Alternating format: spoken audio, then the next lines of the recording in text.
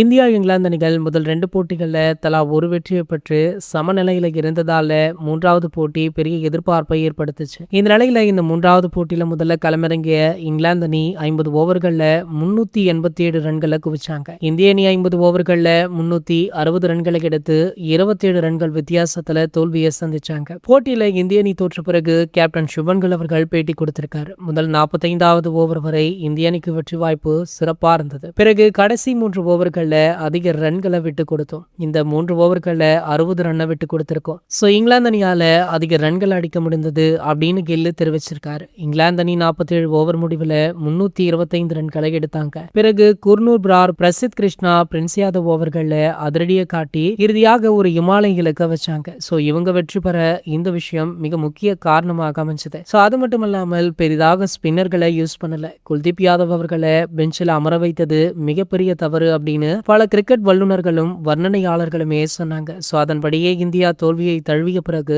கௌதம் கம்பீர் அவர்கள் தற்போது இந்திய அணிக்கான பல முக்கிய முடிவுகளை எடுக்க இருக்காராம். அதாவது ஓடிஐ ஃபார்மட்ல பல முக்கிய வீரர்களை நீக்க உள்ளதாக சொல்லப்படுது. குறிப்பாக சிவம் தூபே, வாஷிங்டன் சுந்தர் இப்படின்னு பல முக்கிய வீரர்களை அவர் நீக்க இருக்காராம். கூடிய விரைவிலேயே இதற்கான அதிகாரப்பூர்வ அறிவிப்பு வெளியாகும் அப்படின்னு சொல்றாங்க. அடுத்ததாக இந்திய அணி வெஸ்ட் இண்டீஸுடன் ஓடிஐல மோதுறாங்க.